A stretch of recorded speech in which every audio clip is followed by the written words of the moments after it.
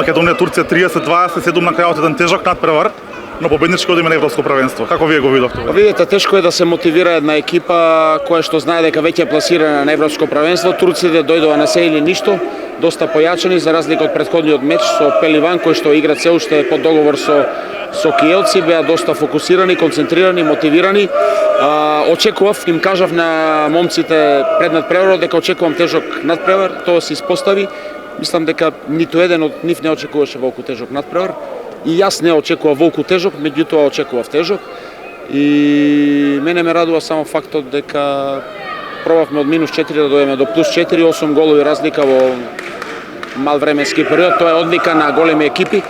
Знам дека не сум тотално задоволен, знам дека во иднина треба доста да работиме, па нешто дури да менуваме, меѓутоа имав малци и несреќа со Филип Кузмановски и беше тешко, ние поведовме 9-5 и некако после тоа мислевме дека ќе оди све како што посакуваме, меѓутоа турците мотивирани и со голема желба ја го свртеа надпреварот во нивна корист. Трето голема надпреварување поред ќе бидете селектор на Македонија. Што можеме сега да очекуваме? Дали можеме чекор напред да одиме до што беше на последните? Јас се надевам, многу е тешко, треба да бидеме реално, ќе направиме све да биде така, знаеме каков ракомет игра во Европа и во светот.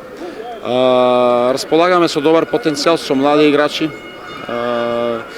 Ќе пробаме да направиме еден добар тим, добар колектив, само колективно и со добра стратегија би можеле да бидеме компетитивни и да парираме.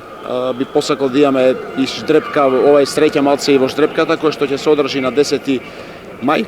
Ќе се трудиме. Тешко е, реален сум. Да. Тешко е, реален сум и знам дека треба јас начело и со мојот стручен штаб многу да одработиме за да го достигнеме што го посакувам јас, посакуваме ние и што го посакувате вие и цела македонска јавност.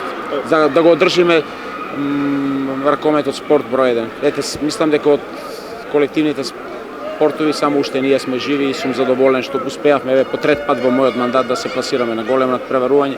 Смена на генерација е тешка работа, видовте млади играчи, денес имаше 18 годишњаци, 19, 20 години кои што го носеа надпреварот, меѓутоа имаме време доста да се спремиме, но не очекувам да биде воопшто лесно. Во стручниот штаб продефилира повеќе македонски легенди. Го видовме тука и Столе Стоилов. Планирате ли некоја задача да му дадете откако ќе заврши кариера? Па Столе,